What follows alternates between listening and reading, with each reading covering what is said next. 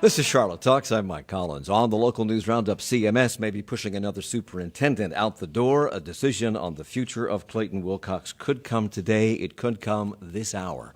Battle lines in the 2020 presidential election became clearer this week as Donald Trump's tweets, remarks deemed to be racist, uniting Democrats on one side and Republicans on the other. Major League Soccer, here's Charlotte's latest pitch. Political gerrymandering goes to court again. News on the I-77 toll lanes, and the Southeast may bear the brunt of climate change. Our roundtable of reporters is set to detail those and other stories, and those reporters include David Borax from WFAE News. Good morning. Good morning, Mike. Danielle Shemtab is a development reporter with the Charlotte Observer. Welcome back. Good morning, Mike. Mary C. Curtis is a columnist for Roll Call and a contributor to WCCB News Rising. Hello. Good morning. And slow news week, eh? Yeah. We don't have time to do the show. And Eric Spanberg is managing editor of the Charlotte Business Journal. Hello to you. Hello, Mike. And we're all on the radio. You can also watch us on Facebook Live. 6 months ago, the Charlotte-Mecklenburg School Board gave Superintendent Clayton Wilcox a raise and a 2-year extension on his contract. I hope that it sends a clear signal to our community that we are on a path together as a leadership team. Well, that was Wilcox then, but on Monday morning of this week, members of the Charlotte-Mecklenburg School Board met with Superintendent Wilcox and decided to suspend him with pay. No one is talking about what led to the suspension, not Wilcox, not the school board chair, Mary McCrae. Some believe it is tied to his failure to execute the fingerprinting policy for new hires. Is that still the speculation on what's going on here, or do we have any new news about what might be going on here? I was going to say, I think that's still the speculation that many of us are clinging to simply because nothing else has come out. Because this is a personnel matter, no one's talking about it, but the board is meeting in 22 minutes this morning at 9:30 to talk about the future of Superintendent Wilcox. Is he in that meeting, or is it just the board meeting privately behind closed doors? It's a good question. The meeting ostensibly is to discuss his contract. I suppose at some point you want to bring somebody in to confront them with anything you have. If you're discussing somebody's contract, you're discussing how to get out of it, I would think, right? They will be talking, I'm sure, with their lawyers. And they already on Monday morning, they talked with him, and the news came out after that meeting. So this is behind the scenes because it's a personnel matter, but it is my understanding that if they decide to let him go, they must go into open session. Is that correct? they have to take the vote, yeah. In open session. If they choose to let him stay, will we know what this was all about? If they choose to let him go, will we know what this is all about? I would say if they let him go, we will know sooner what this was all about. Will they volunteer that information, or will we have to dig for it? Well, if you remember when they fired Heath Morrison Yes. just a few short years ago, and I just want to remind everybody that if we get a new superintendent, it'll be the third one since 2014, like the fifth one. In 10 years. In 10 years. 5 in 10 years. But when they got rid of Heath Morrison, there was a report that was compiled leading up to his firing, and that information was leaked. Not quite sure how it got out, but it did come out that his management style was an issue and some other things. There may very well be a similar report to this. They maybe have been compiling this if this is coming to a head now. The question is whether we will get it or not. But, Mike, remember, I'm sorry, go ahead, Mike. No, it's all right, go ahead. I was just going to say, remember Mary McCrae, who was also the head of the board then, Yep. It was originally positioned that Heath Morrison was leaving because of the illness Of his grandmother. Of his grandmother, right? Yeah. And so once we figured out that the homework was not lost, Well, these guys for are other always reasons. the best thing since sliced bread until they're not. And it usually happens instantly. It's like you buy a loaf of bread, you open it, take a slice out, you close it up. The next day you come back and you open it and it's full of mold. And that's what's happening here. And it seems to be not only a surprise to the community, but a surprise to the superintendent. It's like they don't provide any guidance whatsoever until you're done. yeah, I liken it to football coaches. It's same thing as a loaf of bread. The first 2 weeks, everything's great. In bread, it's a little shorter. And then all of a sudden, hey, get out. Why did I ever hire you? Why did I ever pay you? Kind of thing. And certainly in this community, it's been even more wrenching, I think, than in some others because we've had all kinds of interesting, extenuating circumstances. And they're always, they do the extensive personnel searches, national searches. And those take months and months. And then when it happens, I think the lack of transparency is a big part of the story, because even though, of course, it's a personnel matter and you do it behind closed doors, they're the largest employer in the city. Taxpayer money is involved. And even if you don't have a child in the system, you are really aware and interested in the reputation of the school system. And what does this mean? Every time it happens, will it make it more difficult for Charlotte to get high-quality personnel to come here if they feel that there's a certain amount of dysfunction involved? There was a West Side community meeting this week that Clayton Wilcox was supposed to participate in and didn't because of his suspension with pay. But there were other people from the school system there, and organizers of that meeting said that the leadership turmoil causes a lot of anxiety. So here is School Board Chair Mary McCrae's response to that. We know that this news can cause concern, and that is why I want to reassure our students, their families, our staff members, and the community that our work together for our students is continuing uninterrupted. Was anybody comforted by those words? It's been interesting to see some of the reports with, you've heard teachers say that as soon as you start down one track, a new superintendent comes in and you have to start all over. You've heard other teachers who have said, just kind of, we go to work, we do what we do, and whoever's running it, so be it. So I think the opinion's all over the place, but in terms of public perception, Mike, clearly no one is comforted by that. I think most people are very upset that we are, as a community, right back in this circumstance again. It is my impression, correct me if you know something other than this, he seems to be popular with the teachers. Seems to be. Now, Andos Helms and Gwendolyn Glenn and legions of others who cover education day to day could say it better than I could, but just on the surface, absolutely. And Mike, I wanted to add, while we're going through some of this in terms of the import, it's 150,000 students that are part of this system. It's a $1.5 billion annual budget. It's 19,000 employees. It's 175 schools. This has ripple effects for everyone, no matter whether you have kids in school or not. Back to the previous point, I'm not sure that anybody saw this coming other than people on the school board. I mean, as you say, the teachers seem to like him. Many of them do.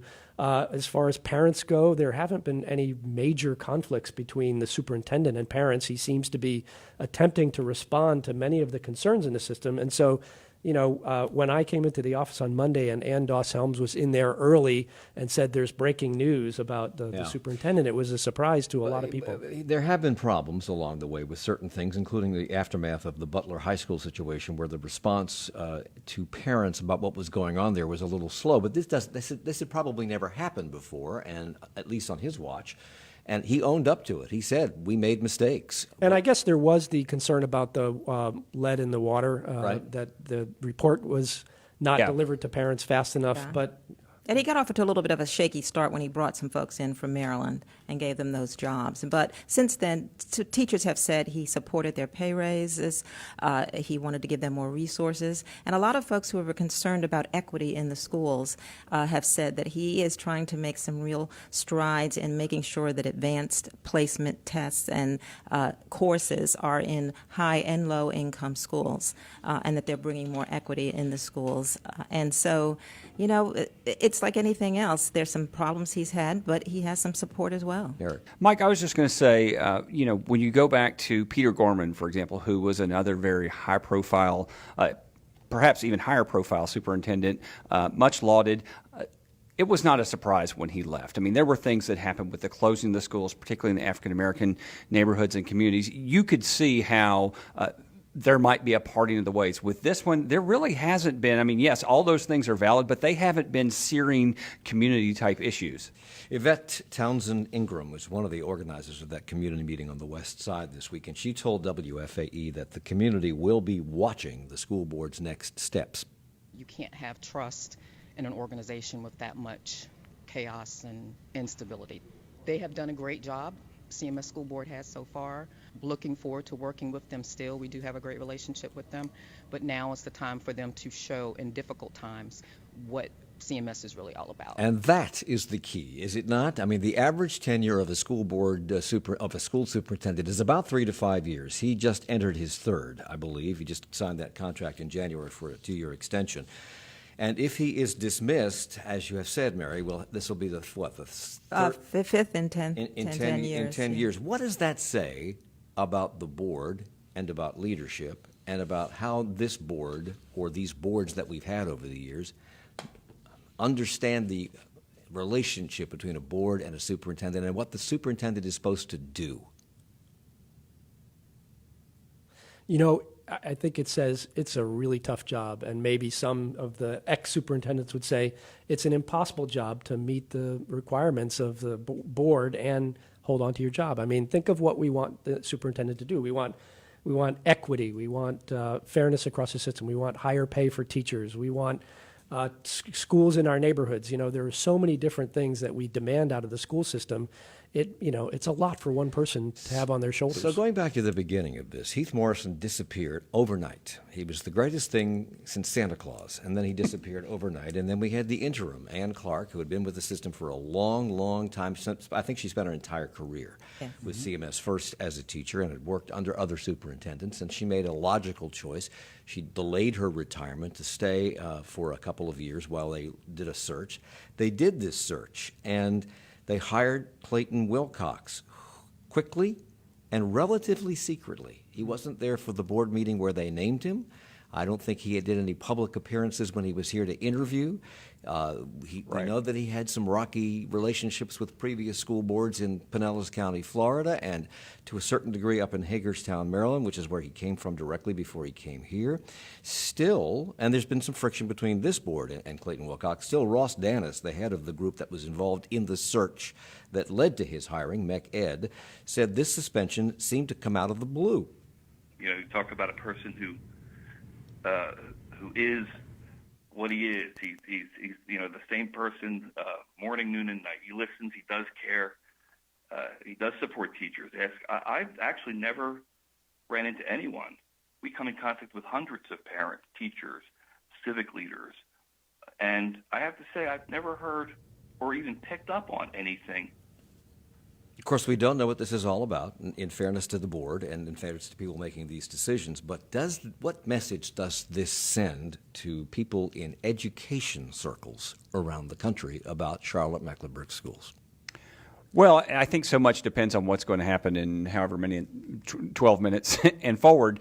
But assuming that it's similar to what we're hearing so far, I think it goes back to a little of what David was saying. This is so much pressure in one job and a school board demanding so much, apparently, in some of these circumstances. I'm sure people are going to look twice, if for no other reason. You're talking about 5 people in the job in 10 years, Mike. I mean, you naturally would look at that and say, well, wait a minute, what's going on? There's also overarching issues that will not disappear no matter what happens. You'll always have this achievement gap that the superintendent will, be tasked with trying to close. You'll have bond issues that you'll need the community's support if they want to support the schools. And in the Charlotte-Mecklenburg area, you have these suburban districts, Mint Hill, Matthews, Cornelius, Huntersville, that are looking and saying, well, maybe we need to split off and do our own thing. So that's another stress of someone trying to keep such a large system together. We have 30 seconds in this segment, but if you were a candidate, if you're a person on a superintendent track, is this a job you would apply for? Given if he's dismissed, would you apply for this job? It's a great question they had candidates in the past. They will probably get candidates again. There's always going to be somebody who wants to move to a bigger district. They'll have a real ironclad contract, though, let me tell you. Yeah, somebody who wants to earn $400,000 a year. Who would that be? Oh, I'll apply now. All right, it's Charlotte Talks on WFAE. We're coming right back.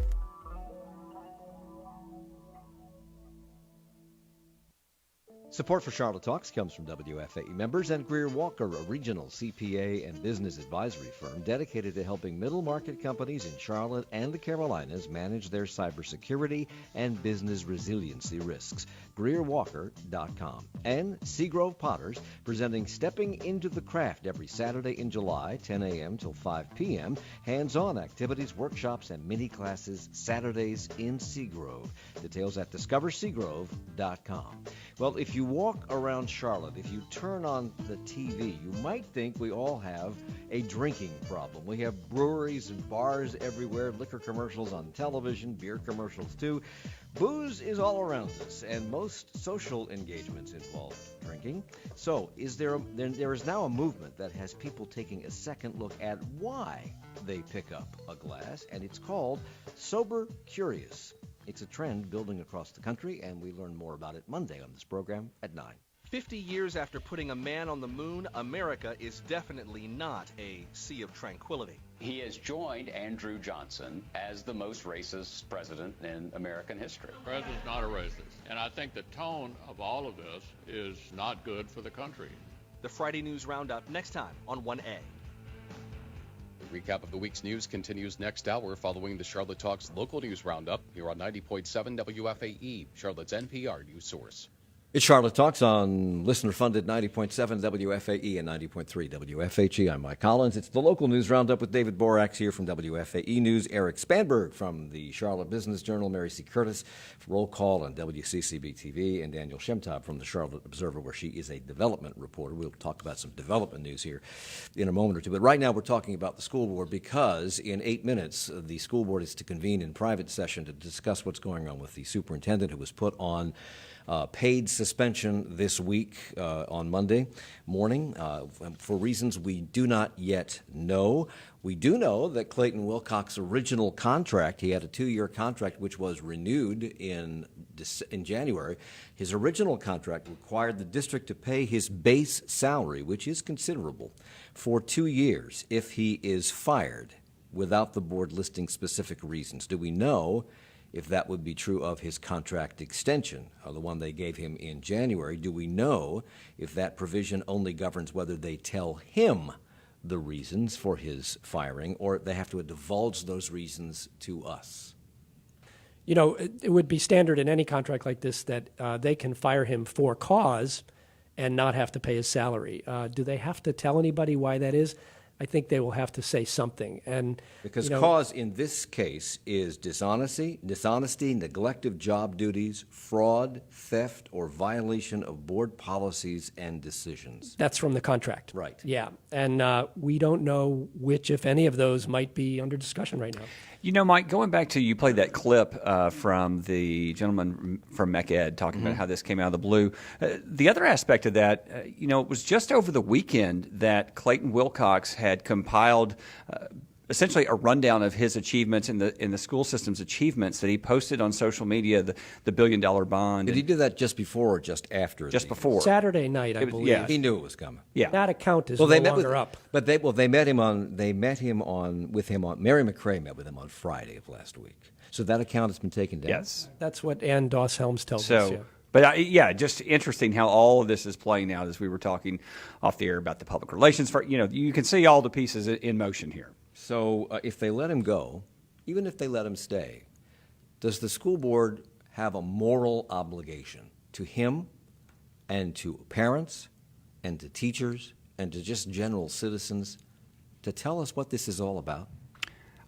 I think, going back to what David said, they're going to have to say something. How granular it gets, I don't know the answer to that. I would think they would take probably a higher level in terms of the explanation, but I don't think you can have a superintendent leave after 2 years and just say nothing. And 6 months after them giving him right. a contract extension and a raise. Right. You can't say he got a $30,000 raise 6 months ago and now we've decided he's unfit to run our system. See ya. So there's no way they can do that. The board meets in 5 minutes. They're scheduled to meet this morning in private at 9:30. If they fire him, they have to do it in public session. And I understand that may not come today because they have to give 48 hours notice of a public meeting. Is that correct?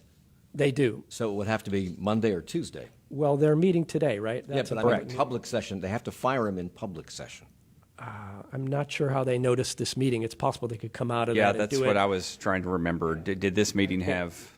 I'm not sure about the right parameters. So the school board has spent $30,000 to hire a global public relations firm that specializes in crisis management to deal with the aftermath of the suspension. The firm is Ketchum. They worked for Penn State in the aftermath of the Jerry Sandusky sexual abuse scandal and with Malaysia Airlines after one of their planes simply disappeared from the skies 5 years ago. Those were major, major incidents. If this were in that category, would they get away with paying them $30,000? That was the first thing I thought, too. I mean, yes, it is notable that they've hired this national PR firm that has been involved in, obviously, some really high-profile controversies, but $30,000 is not a lot in the public relations world. My thought about that is it's a Short-term. short-term contract, Yeah, 1 that's or what 2 it weeks. feels like, yeah. I mean, it may be that they want some help if there is an announcement to be made in crafting that carefully so that they convey what happened without telling us what happened. Well, perhaps they need to hire a different public relations firm to do the PR on why they hired this high-profile firm. If the situation doesn't really warrant it. Well, I mean, to me, the announcement that they had hired Ketchum really raised some new questions. Like, is there something else here that we don't know about that is so bad that they Exactly. need one of these big firms to handle it? And also people saying that if you're going to spend $30,000 to do this, why don't you just be a little bit more transparent and honest and instead of hiring this crisis? What is the crisis, as you say, David? What are we not hearing? Yeah. In the meantime, the system has appointed Ernest Winston, the district's chief of community engagement and its ombudsman, to be the acting superintendent. I feel extremely encouraged. I've had a number of community members, staff members, parents reach out to me to express their support, and so I feel very much supported. So who is he? Who is Ernest Winston? Well, he used to be a journalist. He worked at the Observer, that's right. So he's a journalist. He's a person of sterling character. He used to be Who says there's media bias? Absolutely not. He used to be a former teacher at Vance High School. How does all of this so he's been with the system for a while, so he's not a stranger, but how does all of this impact CMS as they get ready to go back to school next month? Well, I mean, this is obviously terrible timing. You're 6 weeks away from starting school, and the clip we played earlier of Mary McRae was an attempt to reassure people, as everyone has going back to school in their minds, that things are intact. I did want to mention about Ernest Winston, and I think maybe Andos Helms reported this or re-reported this, that there was controversy over his salary, $175,000 a year, and the fact that his job was not posted publicly, and also there was consternation about the fact that he reports directly to the superintendent rather than to the school board. So if he has this job going forward for any amount of time, those questions are likely to pop up again. I was going to also mention that he has been an aide to the last couple of superintendents, and I believe one of his titles has been ombudsman. So he's been there in the superintendent's office for a while. It may be that he's a caretaker until they sort this out. Yeah. It may be, there's still that possibility that Clayton Wilcox will be back and that everything will go back to hunky-dory. Yeah. He has a lot to do, too. There's some high-profile schools that need principals right now. Otherwise, we have to spend $100,000 on a search committee to find a new superintendent again. Including West Charlotte. Yeah, West Charlotte, yeah. That's where he was at the meeting. They're very concerned. There are other schools, and so parents and teachers and everyone wants to know what's up And right there's now. also an assistant superintendent search underway, and school starts in just, 5 or 6 weeks right now. That meeting that they've scheduled, the private meeting the school board has scheduled, just started, if they're on broadcast time, which they're probably not. They're probably having pastries right now. But I'm told by one of our producers that the notice of that meeting was 48 hours ago, and that allows them to go into open session today. It could come out of closed session. So meanwhile, let's move on to other turmoil. Donald Trump has been churning things with his tweets this last weekend about the women he must see as the fourth congresswomen of the apocalypse. Democratic Representative Ilhan Omar, I hope I say their names correctly, of Minnesota, Alexandria Ocasio-Cortez of New York, Ayanna Pressley of Massachusetts, and Rashida Tlaib, is it Tlaib? Tlaib. Of Michigan, in which he suggested, if they aren't happy here, as demonstrated by some of their criticisms that they should go back where they came from and fix the problems here or there and then come back here. They, along with a united Democratic Party, called those tweets racist. Republicans, with only a few exceptions, were either quiet or denied the racist intent of those tweets, and that includes North Carolina's junior Senator Tom Tillis. The president's not a racist. He's not a xenophobe. He's the son of an immigrant. He's the husband of an immigrant. And people are trying to mischaracterize him. I don't believe he's a racist. I don't think there was a racist intent in the communications this week either. Charlotte Representative Alma Adams, who is black, issued a statement in which she said, quote, "It's been more than 24 hours since the president's hateful, un-American tweets, and there has been no apology. Instead, the president has doubled down on his dangerous rhetoric, proving that he is a racist who is unfit to serve." This is splitting, as one might imagine, down party lines. However, the Raleigh News and Observer emailed questions about Trump's tweets to North Carolina Republican Mark Meadows, to Senator Richard Burr, to Representatives George Holding, Virginia Fox, David Rouser, Richard Hudson, Patrick McHenry, and Ted Budd, all Republicans, and none replied. What are we to take from that? Well, we are to take that, they realize that they could be hurt electorally if they cross Donald Trump, President Trump. And so they're trying to keep quiet about it. There's also been a lot of false equivalency saying, well, as Mitch McConnell said, the rhetoric is just getting way too heated on both sides. But as far as whether it's racist or not, according to the federal government, it is. Because you could get fired or sued if you worked for the U.S. government and they say you have something that is racist, and in the handbook it says, an example is if you say, go back to your own whatever, to the person. So if he was not president of the United States, he basically could be fired for saying those things. There have been a few Republicans who have spoken out, but it seems to be emerging, much like Tom Tillis said, that if you're going to talk about this, you can condemn what he said, but you got to add that line, he's not racist. This morning on NPR, Republican Tom Cole from Oklahoma, from the House of Representatives, said Trump's tweets were, inappropriate and offensive, but he's not a racist. So we're hearing that over and over, but he's not a racist. We keep being told that there's not a racist bone in his body. I asked the mayor this question this week. I'm going to ask you. If you make a racist statement, can you not be a racist? Well, I just think that right now it's kind of interesting. It's been turned around. To be called a racist or to say something is racist has become more taboo and than to actually have an act of racism. And people say, what is this person in their heart? What do you know? You have to go by what the person does, what the person says. And basically, when it comes to Donald Trump, whatever you think of him, he has a history going back to the birtherism and such a long list of things that have shown that... And his rental practices. Yeah, of course. He started in New York. The Central Park Five. Yeah, at Central Park 5. In New York, he and his dad were sued by the Nixon Justice Department, not exactly a bastion of liberalism, twice for discriminating against black folks in their housing.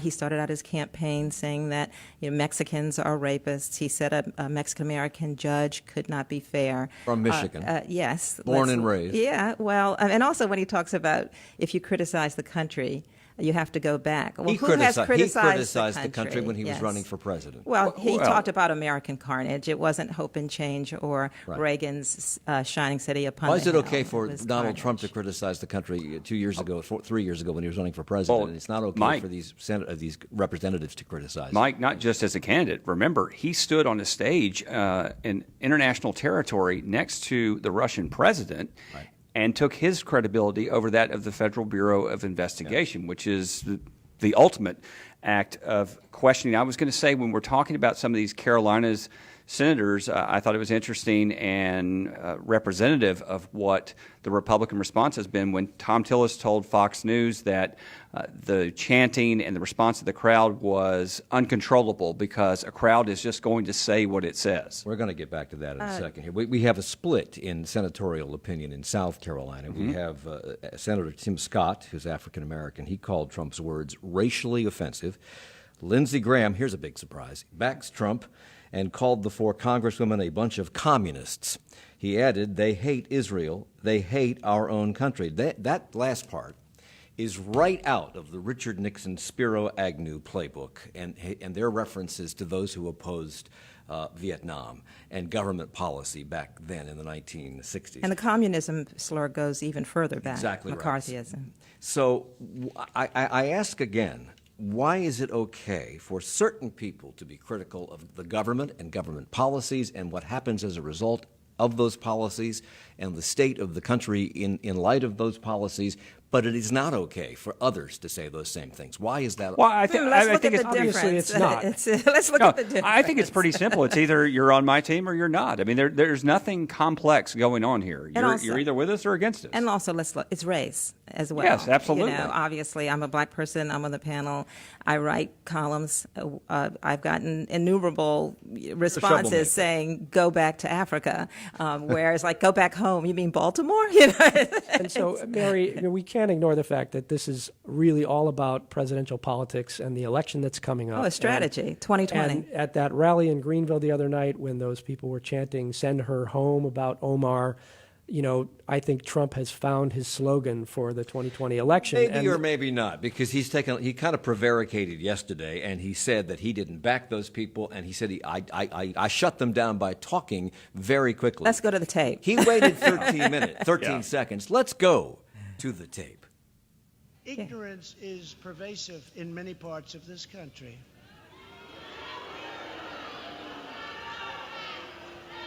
And obviously and importantly, Omar has a history of launching vicious anti-Semitic screeds.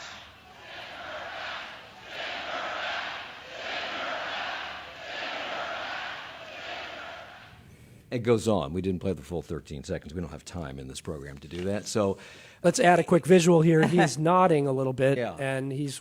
And I saw a smirk on his face. And but- afterwards, he went back to the attack. Yeah. You know, let's face this. And you can see it's 2020 strategy. He's doubling down. He's always really governed his base, and he wants to turn out the base. He also wants to make these 4 congresswomen the face of the Democratic Party So and define the party. if we're here in the summer of 2019, where will we be in the summer of 2020? God knows the way the news cycle and this thing works. I thought it was interesting, Mike, tying this together. Joe Bruno, who's obviously a frequent panelist on this program from WSOC, had the tweet yesterday that he had asked for comment from the RNC 2020 on the president's reactions and remarks regarding all of this with the squad, as they call these 4 congresswomen, and they had no comment. So that's really interesting because all this is coming to a head, as you say, in Charlotte next This summer. has been heavily covered in the news media, this North Carolina rally, and that's the reason we're talking about it, because it took place here. And part of the coverage has been reporters talking to some of the people who were at the rally and what their impressions were about both the chant and some of the president's remarks, and they do not see it as racist. And some of these people they look and sound to me like ordinary, intelligent, thoughtful individuals. How do we have such a divide where some people are calling this bald racism and others say, no, that's not what this is at all? Well, there's always been divisions in America. He didn't create it. He's more a symptom than a cause. And, you know, so many other countries, it's all about the blood and the soil. America has been about when you come here, no matter where you come from, and you become a citizen, you're American. And that's difficult. But he does put that salt in the wound to create that wedge, to bring it out, to bring out these resentments. And it's kind of interesting the way North Carolina always seems to be in the middle of these things. But, you know, the county he appeared in, he didn't win that county. And it's a third black. And, you know, it's much more complicated. So 2020. And we stop there. Mary C. Curtis at Charlotte Talks on WFAE. Support for Charlotte Talks comes from WFAE members and Lowe's Home Improvement, dedicated to improving upward mobility through initiatives aimed at affordable housing and careers in skilled trades right here in the Charlotte area. More information at Lowe's.com. The weekly news roundup continues with a focus on national and international news in 20 minutes at 10 o'clock on 1A, with more on the backlash to Donald Trump's racist tweet and the Send Her Back chant here in North Carolina.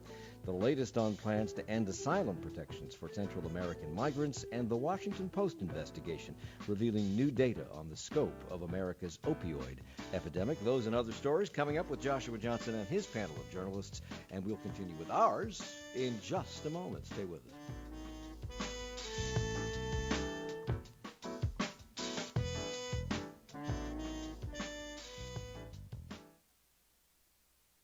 Hi, I'm Joni Deutsch, and on the latest episode of the Amplifier podcast, we sit down with Game Breaks, the Charlotte-based nerdcore duo who combine their love of hip-hop and rock music with comic book characters, classic video games, and the nostalgia of growing up. Gotta pay to play the game.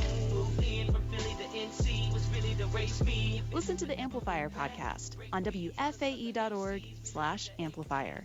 Amplifier is powered by Ortho Carolina. It's Charlotte Talks on WFAE and WFHE. I'm Mike Collins. It's the local news roundup. David Borax is here from WFAE News. Eric Spanberg from the Charlotte Business Journal. Mary C. Curtis from Roll Call on WCCB-TV. And Daniel Shemtab with the Charlotte Observer.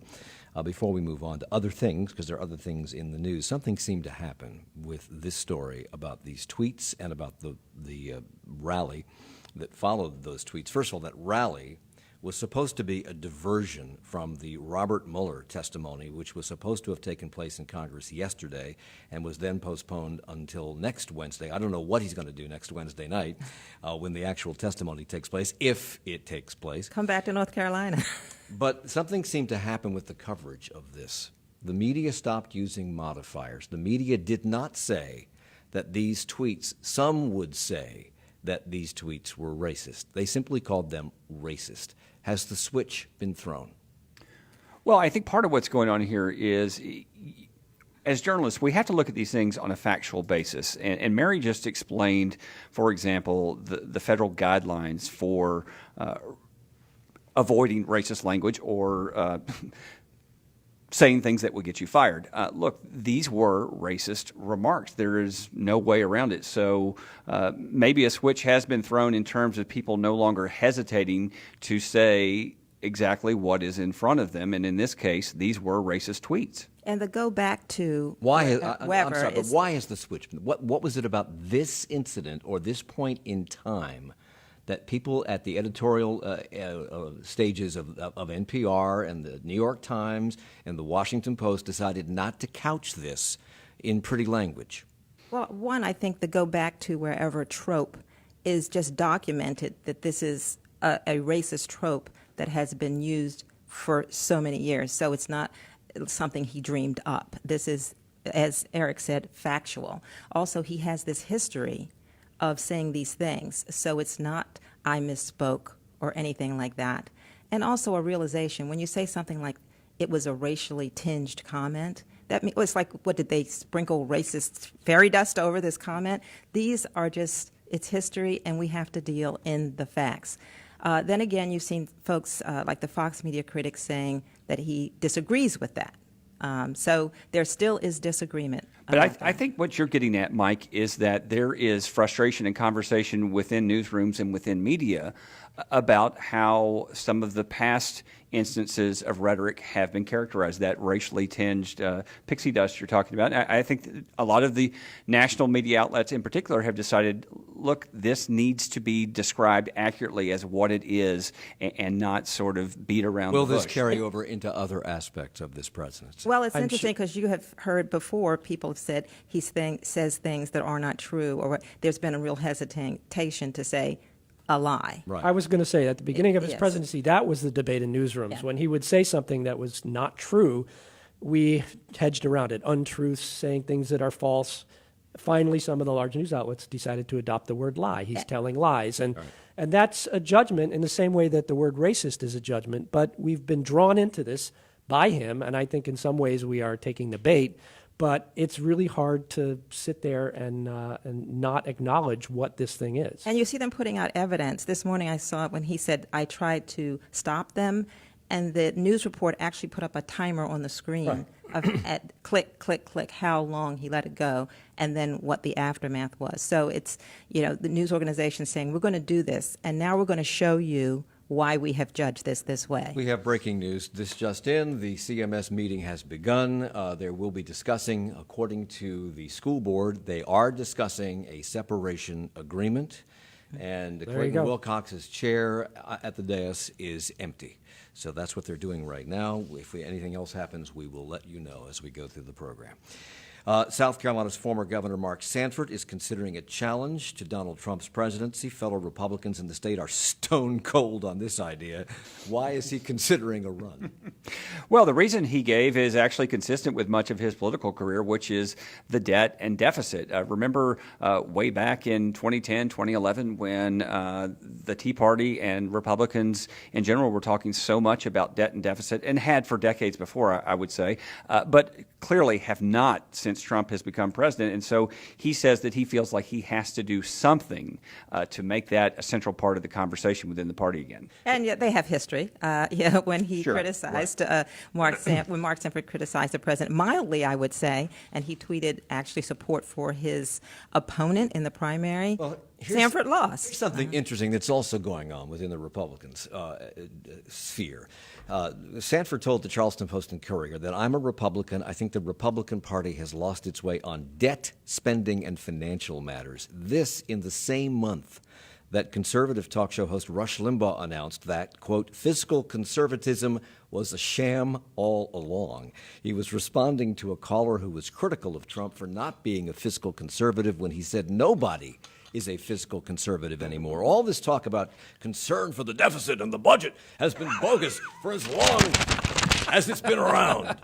You know, Mike, That's a pretty good Limbaugh. I think this goes to a really big picture question about who are Republican voters. And right now, the Republican Party has swung toward Donald Trump, and they are buying the idea that a Republican voter is someone who supports him and his ideas. But there are other ideas out there, like Mark Sanford is talking about, and like Bill Weld, the former governor of Massachusetts, who was also running and challenging Trump. You know, he wants to run because he thinks that Donald Trump thinks American citizens are his enemies, and that's not true. Mike, if I may be permitted a blatant plug, next Thursday on this program, we'll be speaking with Tim Alberta, who has written a book called American Carnage, which is entirely about these issues we're talking about, which is the schism within the Republican Party. What a shameful plug.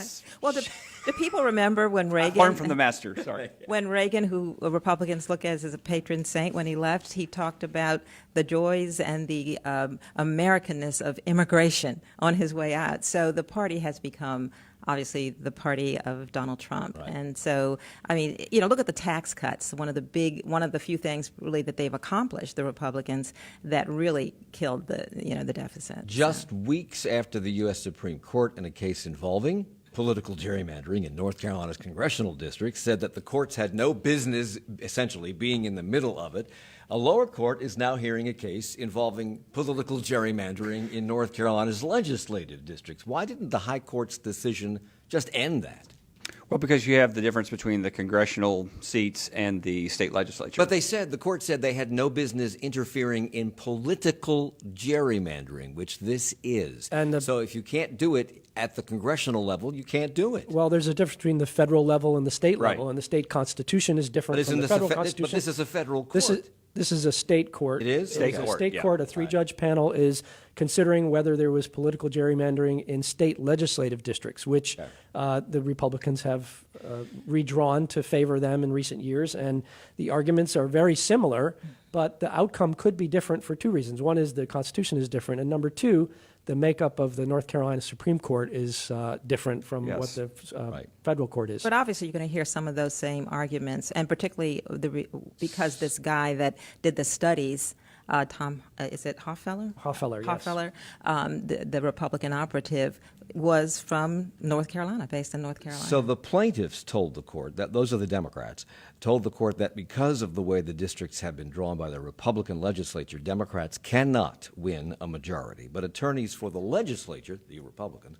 characterized the case as an attempt to get the court to undemocratically change the redistricting process and remove it from the legislature. Attorneys also said it isn't about protecting democracy, it is a full frontal assault on democracy. Those are the opening arguments. So how long will this trial go on? Well, it could last a couple of weeks, and it's going to get into some excruciating detail. We haven't been covering it every day, but this, like I said, this decision could go differently from the one at the federal level. And it is true. It's true that in the last election, didn't Democrats get more votes? Yes. Slightly more, but Yes. they were not able to break the Republican hold on the legislature. Before we move on to toll lanes, I want to go back to the president's tweets just for a second, because I forgot to bring up the fact that on Monday night, Charlotte City Council, at the meeting, Councilmember Justin Harlow, is planning to ask his colleagues to formally rebuke the president on Monday evening. He voted against the RNC coming here last year, and he says he will be working this weekend to prepare a resolution condemning the president's attacks on U.S. Representative Ilhan Omar and her 3 colleagues, known as the Squad, as well as the crowd's chant at that rally in North Carolina. Julie Eiselt, the mayor pro tem, another yes vote last year on bringing the RNC to town next year, said in a statement that Charlotte, this is exactly what the mayor said on this program on Wednesday, Charlotte is a city that is inclusive, accepting, and welcoming to all people, even to those with whom we disagree. So we'll let you know what happened. You can hear it here on Monday, what happens here at the City Council. The I-77 toll lanes have been open for a couple of weeks, about a month now, and we have a report now on how well they have been received by the public. And that report, David, says what? Well, they said about 500,000 rides had been taken on the toll lanes in the first month, and that they were having an effect on reducing or increasing speeds on the highway. I would point out that it may not be entirely due to the toll lanes because school is out and people are on vacation, and it may just be that there are fewer cars on the road. Is the better measure how many people have bought transponders? It may be, and those numbers are up, although it's a little, I've talked to the DOT about this, and they said they sold another 41,000 during the month. And is that statewide? That's statewide. Okay. And remember, there are toll lanes up elsewhere in the Raleigh area. And it does look like transponder sales are doing pretty well. I'll tell you, when you come to work in the mornings, there's a fair number of cars in the toll lanes. I drive on 77 most days, and it does look like people are using them, and that what appeared to be a unanimous opposition to the toll lanes in the Lake Norman area, turns out some people are not opposed to using them. The express buses are not using them yet. Why not? So I talked to John Lewis, the head of CATS, this week about that, and it comes down to the fact that because there is only 15 miles of the 26 miles open, it would be kind of hard for the buses to navigate in and out of the express lanes at this point. He said they will not be using the express lanes in the northbound lanes until the whole thing is open. He's looking at how they can get them to use them in the southbound lanes. I think ultimately, when they have enough people on toll buses, on commuter buses to go directly from one of those commuter lots into Charlotte, then they will be able to take the toll lane. So, for example, you get on in Huntersville and the bus gets right on and goes straight to Charlotte. That makes sense to get in the toll lanes. But he also said there's issues about training the drivers and getting the transponders. I think it's more about the navigating the toll lanes right This now. project is way overdue in terms of it being finished. Are they being fined at all for this? No, remember they extended the terms of the contract. Okay. Because, a couple of times they've done that. I-77 has been torn up for years now, and even if these toll lanes open, they still have to repave most of I-77, almost to the center city. And I was going to ask you when that might be done, but then it has now been revealed that they're going to, work on the shoulders so that the shoulders along the toll road can be used in morning and afternoon rush hour. So this was an idea that came out of meetings between local officials in the Lake Norman area and the DOT last year. Won't that require construction? So as soon as they finish the construction, they're going to start again? Will require additional construction, and it'll probably be happening, if they get this thing through, it'll probably be happening next year sometime. This would maybe alleviate some traffic. I think there's going to be a legal fight over it, although other folks tell me that this doesn't violate the contract in any way, so we'll have to see what happens. They have to there. meet with I-77 Mobility Partners. That's the company that's an offshoot of Sintra, that's the Spanish company that owns the lanes for 50 years, and any impact on their profits from these lanes would have to be run by them. Wouldn't that have an impact? Well, you would think it would have an impact. I think one of the critical things here is that these would only be used at peak hours, so it's not a permanent, full-time facility that would affect it. And apparently some folks believe that means it's not going to be subject to the contract terms. So, Danielle, Finally. Bank of America broke out the champagne recently because they reported a record first half of the year for profits, but they warned that lower interest rates might put a damper on things in the future. Why the profits? Well, I think it's an interesting story to look at the two big Charlotte banks, Wells Fargo and Bank of America, and kind of the diverging fortunes that they've had over the past couple of years. Bank of America, their CEO, Brian Moynihan, has really made sort of cost-cutting measures, although they were up a little this quarter, notably because of their minimum wage increase, partially because of their minimum wage increase. But they've been seeing these record profits partially because of higher interest rates, which now it looks like the Federal Reserve is going to cut. So, but with Wells Fargo, it's a completely different story right They've now. reported higher profits too, but flat They revenue. They did, but they're still, they're in the middle of the CEO search, and they're in the middle of, trying to recover from a series of scandals that started with the sales scandal in 2016. So I don't know anything about banking, but if you have higher profits and flat revenue, does that mean you're getting the profits because you're laying people off? Well, I think revenue is a better measure of sort of long-term growth. Okay. But it has to do with cutting expenses. One of the measures that Wall Street looks at is the earnings per share. That's the total profit divided by the number of shares. And one of the reasons that Bank of America did so well this quarter is that they actually bought back 7% of their shares over the last 12 months. So that is a little bit of an artificial way to send that number up. We also, there's a rumor going around that Bank of America's Chief Operations and Technology Officer, Kathy Besant, is in the running to be the new CEO of Wells Fargo. Is that true? Well, it was a citing a Bloomberg story that had anonymous sources. So, and according to their sourcing, that she is in the running. I know that that's been reported. I believe that's been reported elsewhere. But she's been a top executive of Bank of America. She's very involved in Charlotte and a lot of organizations around the city. So, I think hiring a woman has definitely been something that they've been talking about and that the people have been hoping to see. So. It's going to be a very hot weekend through most of the country, particularly in the east and even the northeast, up into 110 degrees in places like New York City and down here in the south. And it's reported this week that it is the southeast that's going to bear the brunt of climate change if we don't do anything about this. That North Carolina has an average of 8 days a year with a heat index over 100. That would go up to 45 by mid-century. That's all the time we have. I'm sorry we wanted to talk about that more, but It's getting David hot in Borax, here. Daniel Shemtov, Mary C. Curtis, and Eric Spanberg, thank you all for the hour.